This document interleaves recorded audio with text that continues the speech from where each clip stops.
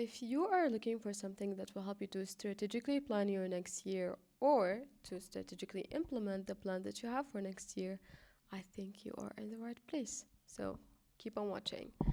Hi everyone, and welcome to this video. I hope you're doing well. First thing I want to talk about is I want you to imagine that you are an organization, okay? Think of yourself as a company. And I want you to know that companies do an end of year evaluation to know how well they're performing. And they do this based on their costs, their productivity, their efficiency, and many other pillars. But what we're gonna focus on is these assessments are actually based on their resource allocation. Okay, so based on their resources, how well they're using their resources. Basically, for us, our resources are time and energy. We basically use these two to achieve our goals in life. And so now that you know what your resources are, and now that you know that the main issue in how well you're performing is basically resource allocation, I want you to start thinking about your costs, okay? And I want you to reflect on what are your unnecessary costs. For example, this can be social media, people, unnecessary activities, and it can also be time-intensive habits that you don't actually need.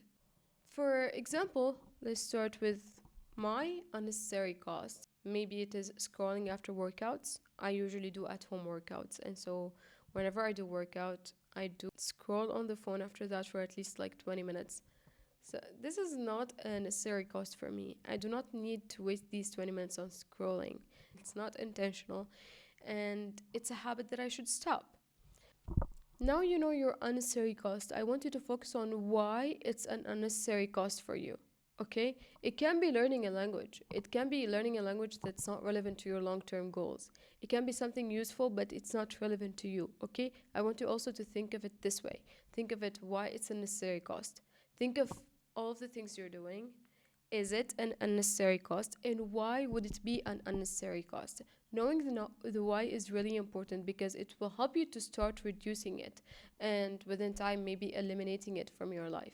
So otherwise you're gonna get back to doing it because it's comforting for you, or maybe it's just something that you're very used to, so it's kind of hard for you to change.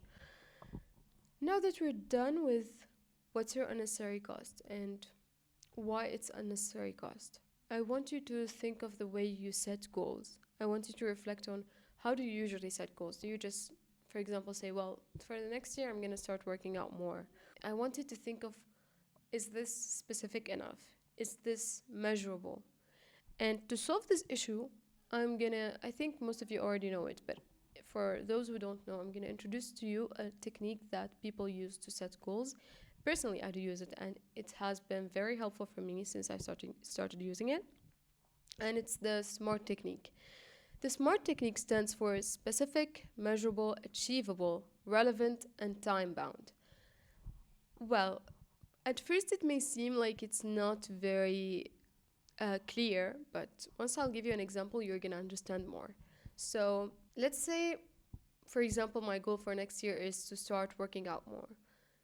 This is not specific and it's not measurable. So by the end of the year, if I work out 3 times a week or 2 times a week, objectively, some people might say, well, that's good for someone who didn't used to work out. But for someone who used to work out 3 times a week, it's not something. It's not a goal that they achieved. But maybe if they used to work out 3 times a week, but only for 30 minutes, and now the 3 times a week they do it for 50 minutes, it is an improvement. So your goals need to be measurable. And for them to be measurable, they need to be more specific. And so instead of just saying, I'm going to start working out more, you can say, instead of working out 3 times a week, I'm going to aim to start working 4 times a week.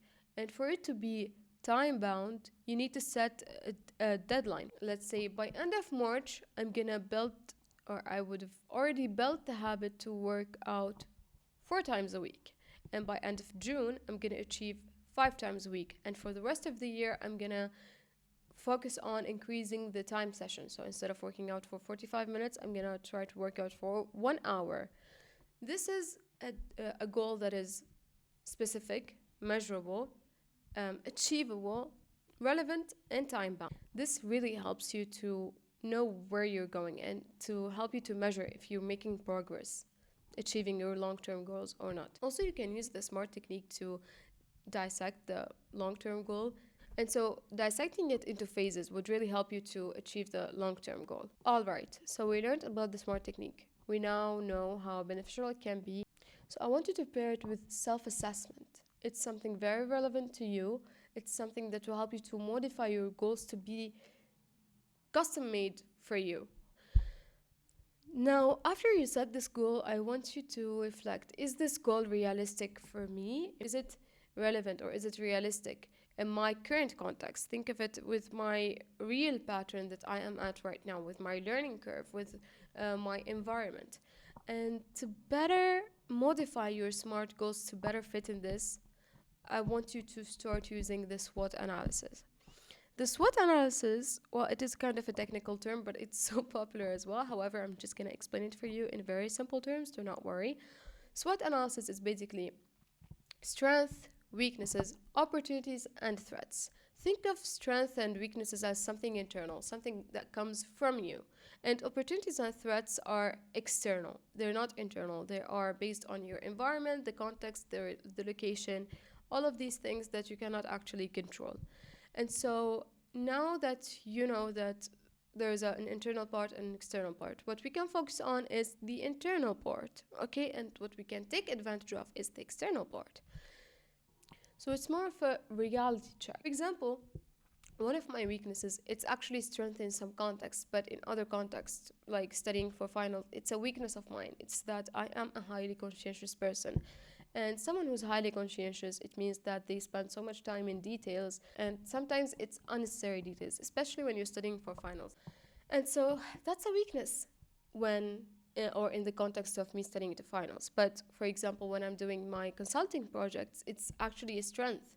I do notice that I'm not seeing very important details. It's very small details, but they make really, really difference in your recommendation, in your benchmarking. You should know that SWOT analysis can differ in terms of context, but it's once you know them, once you classify them, you can tell when it's a weakness or when it's a strength, okay? And for the opportunities, I'm just gonna say one thing. I want you to take opportunities very seriously, very seriously.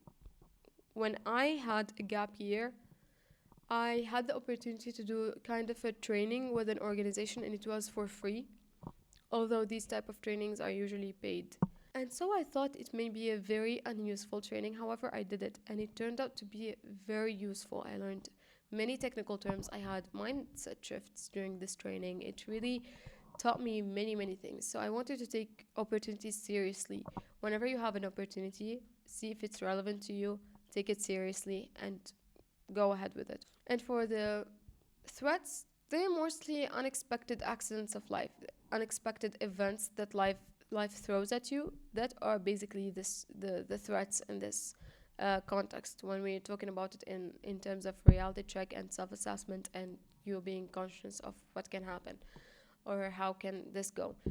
Now that you know all of these, I want you to just remember that SWOT is not there to make you change your goal.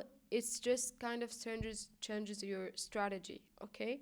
It makes it more doable, more achievable, and more relevant to you. So it's not changing the goal, it's changing the strategy or the way you approach this goal. And I want you to know that following this, you're not just setting goals, you are setting goals that fit you. And now I'm gonna give you a few actions that you can start with. First thing first, I think, is you doing this exercise, you doing this mental process of thinking of what your unnecessary cost, how to get it off, why it's unnecessary cost. You thinking of how to do SMART goals, you making reality checks using the SWOT analysis for these goals, and then you recognizing what you need to modify. This is first thing you can do. So if you feel like you need to redo the exercise, you can go ahead and rewatch the video and redo it, because it changes a lot. That's all I can say. It's gonna be a big change maker in your life. One more thing I want you to do is start using Google Calendar. It's really helpful. Like, I just emptied mine because I'm gonna set another tasks for the holiday and also for the upcoming semester. So I don't really have tasks to show you how flexible it can be, but basically you can drag tasks there. It helps you to better allocate your time and energy. And as we said, it is the main thing. You knowing how you allocate your resources means that you're going to be efficient, productive, and achieve your goals. All right, we are reaching the end of the video. If you reached this point, I want to thank you for watching this video. I hope it was beneficial to you, and subscribe for more important videos.